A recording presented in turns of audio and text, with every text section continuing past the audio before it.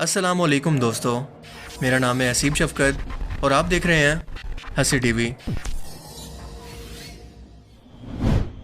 2019 में भारत में एक फिल्म रिलीज़ की जाती है जिसका नाम है केसरी, जो एक बार फिर से आदत से मजबूर होकर तारीख से छेड़छाड़ और खसूसन मुसलमान कौम से दुश्मनी और इनके इलाकों पर काबिज मकार ब्रिटिश आर्मी के खिलाफ लड़ने वाले 10,000 के करीब पठानों को विलन के तौर पर पेश करती है। मुसलमान कौम की खिदमात को अपनी नई नस्ल के दिमाग से मिटाने और इसे असल तारीख से बदलने की साजिश आरएसएस और बीजेपी जैसी नस्ल पसंदाना और मुसलमान मुखालिफ जमातों का एजेंडा है। इसीलिए पिछले कई सालों से हमें ऐसी बहुत सारी फिल्म्स देखने को मिलती रहती हैं जिनके अंदर तारीख के नाम पर इसमें झूठ और फर्जी कहानियां शामिल करके मुसलमान कौम को बदनाम करने की कोशिश की गई है। जब कोई फिल्म किसी तारीखी वाक़ये पर बनती है तो फिल्म साजों की जिम्मेदारी बढ़ जाती है कि वो इसे सही और मुस्तनद वाक़यात के साथ ही पेश करें जैसे वो हकीकत में थे। हमारे यहाँ आज के दौर के अंदर जितना फिल्म्स लोगों के घरों में पहुँचती हैं इतना तारीख की किताबें नहीं पहुँचती और ना ही कोई लाइब्रेरी में जाकर इन्हें पढ़ने की फुर्सत और टाइम रखता है। इसीलिए ये सब लोग इस फिल्म के अंदर देखे गए प्रोपेगेंडा को ही हकीकत मान लेते हैं क्योंकि वो तारीख से वाकिफ नहीं है।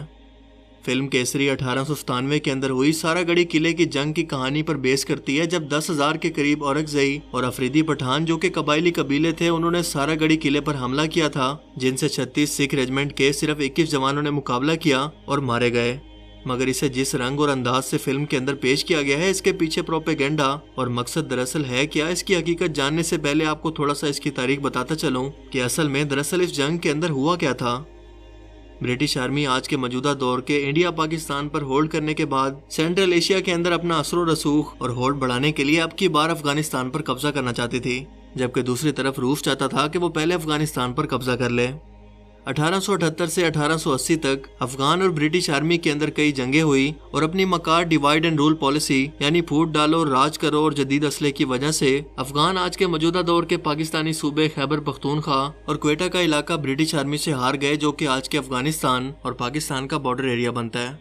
इस टाइम एक मुआहदे के बाद ये तय पाया कि अफगान कबाइल अपने इसी इलाके के अंदर रह सकते हैं, वो अपनी रिवायत और कानून के मुताबिक फैसले कर सकते हैं, लेकिन इनकी फॉरेन पॉलिसी पर ब्रिटिश का कंट्रोल होगा ताकि रशिया इस इलाके पर कब्जा न कर सके और दूसरा किसी भी तरह की बगावत से बचने के लिए वो इस तमाम इलाके के अंदर अपने किले तामीर करेंगे। कुछ सालों तक सब कुछ नॉर्मल रहा। फिर ब्रिटिश का एक कमीशन बैठा जिसने 1893 के अंदर डेविड लाइन बनाई, जो आज भी पाकिस्तान और अफगानिस्तान का बॉर्डर है। पाकिस्तान और अफगानिस्तान को मिलाने वाला सबसे अहम रास्ता है खैबर पास, जिसके थोड़ा सा नीचे है कोहाट का इलाका। इस इलाके से सिर्फ 100 किलोमीटर दूर एक पहाड़ी इलाका है जिसे कहते हैं समाना रेंज। इसी पहाड़ी इलाके पर इस एरिया को कंट्रोल करने के लिए ब्रिटिशर्स ने वैसे तो कई छोटे बड़े किले बना रखे थे, लेकिन इनके अंदर 3 सबसे अहम है। एक फोर्ट गुलिस्तान, एक फोर्ट लॉकहार्ट और इनके दरमियान एक छोटा सा किला सारागढ़ी, जो इन 2 किलों के दरमियान मौजूद 2.5 किलोमीटर के फासले पर कम्युनिकेशन का काम करता, क्योंकि इस वक्त टेलीग्राम और टेलीफोन की तारों को यहाँ के लोकल पठान काट दिया करते हैं। इसीलिए धूप और शीशे की मदद से सारागढ़ी इन 2 किलों के दरमियान कम्युनिकेशन का काम करता, जिसे हीलियोग्राफी कहते हैं। लॉकहार्ट किले पर 168, गुलिस्तान पर 175, जबकि सारागढ़ी किले पर 36 रेजिमेंट के सिर्फ 21 सिख जवान तैनात थे। दूसरी तरफ पश्तून वो गैरतमंद कौम है जो कि किसी की भी गुलामी बर्दाश्त नहीं करती, वो इन अंग्रेजों से बहुत तंग थे। इसीलिए 12 सितंबर 1897 को इसी इलाके के अफरीदी कबाइल ने अरकजई कबाइल के साथ मिलकर 10,000 की फौज लेकर सारागढ़ी किले पर हमला कर दिया, क्योंकि ये 2 किलों के दरमियान में मौजूद था और इस पर कब्जा जरूरी था ताकि गुलिस्तान और लॉकहार्ट किले की कम्युनिकेशन खत्म हो जाए। फोर्ट सारागढ़ी के अंदर इन 21 सिख जवानों के इंचार्ज थे हवालदार ईशर सिंह, जिसका किरदार निभाया है केसरी फिल्म के अंदर अक्षय कुमार ने। अफगान फौज ने इन सिखों से कहा कि वो चाहें तो अपनी पोस्ट को छोड़कर ये किला खाली कर दें, इन्हें सलामती से वापस जाने दिया जाएगा, क्योंकि ये सिख थे और अफगान की दुश्मनी थी ब्रिटिश से। जबकि ब्रिटिश ने बड़ी चालाकी से जानबूझकर यहाँ पर सिख फौजी तैनात किए थे, जो कि इससे पहले महाराजा रंजीत सिंह की फौज के अंदर भी पंजाब में भी अफगानियों से लड़ते आ रहे थे और इसी दुश्मनी का अंग्रेजों ने फायदा उठाया। जब इन 22 सिख जवानों ने अपनी जगह छोड़ने से इनकार किया और अपनी जदीद बंदूकों से और किले की बंद ऊंची दीवारों से अपने हाथों के अंदर तलवारें लिए अफगान पठानों पर हमला किया, जो जिहाद और आज़ादी का नारा लेकर निकले थे, तो इन सिखों ने ब्रिटिश फौज की गुलामी और वफादारी साबित करते हुए तकरीबन 600 अफगानियों को ऐसे ही कत्ल कर दिया। अफगान फौज ने किले के आसपास मौजूद सूखी झाड़ियों को आग लगा दी और इससे छुपकर किले के दूसरी तरफ से हमला किया। दीवार के पास एक सुरंग खोदी और दीवार तोड़कर इस किले के अंदर चले गए और यूं एक एक सिख सिपाही लड़ते हुए मारा गया। आखिरी सिपाही जो इस किले की छत पर मौजूद था लगातार 7 घंटे तक हर लम्हे की सूरत हाल फोर्ट लॉकहार्ट पर भेज रहा था, जिससे हमें इस जंग का अहवाल तारीख की किताबों में पढ़ने को मिला। इसका नाम था गुरमीत सिंह, जो मरते मरते 20 अफगान सिपाहियों को भी अपनी राइफल से शहीद कर गया। फोर्ट लॉकहार्ट पर बैठे जनरल दूरबीन से ये मंजर देख रहे थे, मगर इन्हें मदद पहुंचाने में काफी वक्त लग रहा था। लेकिन जब मदद पहुंची तो एक बार फिर से सारागढ़ी किले को अफगान सिपाहियों से वापस ले लिया गया। लेकिन इस कहानी को फिल्म के अंदर इस कदर हुबुल वतनी और वफादारी और बहादुरी का तड़का लगाकर पेश किया गया है, जो कि हकीकत से बिल्कुल मुख्तलिफ है। क्योंकि इस फिल्म के अंदर जंग की असल वजह एक फर्जी वाक़े को दिखाया गया है, जिसके अंदर हम देखते हैं कि अफगान फौज का अमीर या एक मौलवी एक लड़की को शरिया कानून के मुताबिक जब सजाए मौत देने वाला होता है तो उशर सिंह यानी अक्षय कुमार इस लड़की को बचा लेता है। लिहाजा अपने अंदरूनी मामलात के अंदर दखल अंदाजी का बदला लेने के लिए हम देखते हैं कि पठान सारागढ़ी किले पर हमला कर देते हैं। जंग की शुरुआत में भी इसी मौलवी को दिखाया जाता है जो इस लड़की को घसीटते हुए सारागढ़ी किले के सामने लाता है और फिर इसका सर कलम करके सूरह फातिहा पढ़ते हुए नजर आता है, जिसका इस वाक़े से दूर दूर तक कोई ताल्लुक नहीं।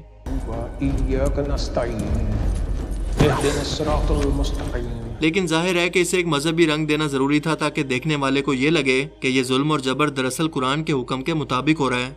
यूं पूरा का पूरा मंजर बदल कर अपनी आज़ादी के लिए जिहाद करने वाले पठान जालिम और गुमराह बन गए, जबकि अंग्रेज़ों की गुलामी और वफादारी करने वाले सिख हीरो बन गए।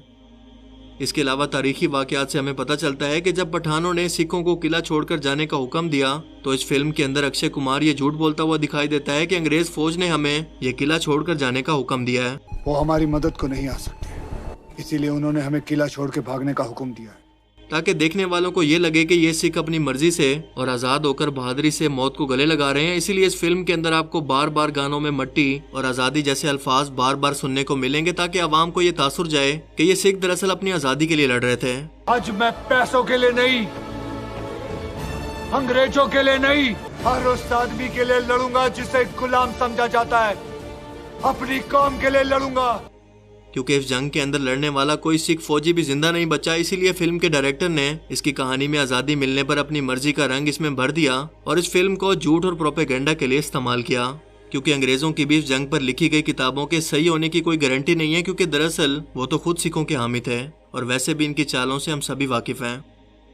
मशहूर सिख तारीख दान जय सिंह सुहाल लिखते हैं कि इस जंग के अंदर बचे आखिरी सिपाही सिग्नल मैन गुरमीत सिंह ने अपनी गोलियां खत्म होने पर खुद अपनी बंदूक से ही अपनी खुद की जान ले ली थी। लेकिन फिल्म के अंदर हम देखते हैं कि वो आग में जल कर भी और कज़ाई कबीले के बादशाह की बारूद की पोटली के अंदर आग लगा देता है, जिससे ये दोनों मौके पर मारे जाते हैं। जबकि अक्षय कुमार इस जालिम मौलवी या विलन को मरते मरते भी मौत के घाट उतार कर मरता है, जबकि ये दोनों बातें झूठ हैं और ये दोनों लोग जंग के बाद भी जिंदा थे। जबकि जिस मौलवी को विलन बनाकर दिखाया गया है उन्होंने दरअसल 1857 की जंग आज़ादी में अंग्रेजों के खिलाफ जंग और जिहाद का फतवा दिया था, जिन्हें फिल्म के अंदर ऐसे गलत अंदाज के अंदर दिखाया गया है कि एक सीन के अंदर वो कहते हैं कि जिहाद तो मेरे हाथ में बस एक हथियार है, जिससे इस्लामोफोबिया वाज़े हो जाता है। मैं जिहाद करना होगा। आप में हिम्मत है अपने जिहाद के लिए मरने की कि बस औरतों की जान ले सकते हो। इस फिल्म में तारीख को लेकर एक ऐसी झूठी कहानी गढ़ी गई है जिसके अंदर मुसलमान विलन और सिख कौम को हीरो बनाकर पेश किया गया है, ताकि जब तक आने वाली नस्लें इस फिल्म को देखती रहें तो इनके दिमाग में जंग की यही कहानी महफूज हो जाए, वो खुद से हकीकत को ना जान पाएं। यूं पठानों की आज़ादी तारीख के सफ़ों से मिट जाएगी और इसमें लड़ने वाले पठान धोखेबाज, मुल्क दुश्मन और गद्दार बन जाएंगे, जो कि इस्लाम के नाम पर जुल्म और जबर फैलाते हैं। इनको काउंटर करने का एक ही तरीका है कि इन्हीं के स्टाइल के अंदर फिल्म बनाकर हकीकत को दुनिया के सामने पेश किया जाए। लेकिन अफसोस कि हमारे पाकिस्तानी ड्रामा या फिल्म इंडस्ट्री के लोग दरअसल सास बहू के ड्रामे और अपनी नौजवान नस्ल को इश्क माशूकी की तालीम देने के अंदर मसरूफ हैं। इनके पास इन फजूल चीज़ों के लिए ना ही कोई इल्म है और ना ही कोई शौक। अल्लाह ताला से दुआ है कि ऐसे लोगों को हिदायत दे। मुझे उम्मीद है कि आज की इस वीडियो से आपको बहुत कुछ नया जानने को मिला होगा और ये वीडियो आपको पसंद आया होगा। अगर ये वीडियो आपको अच्छा लगा तो इसे लाइक कीजिए और अब मैं मिलूंगा आपसे एक ऐसी ही नई इंटरेस्टिंग वीडियो में। तब तक के लिए अपना बहुत सा ख्याल रखिएगा। Thanks for watching this video. अल्लाह हाफिज़।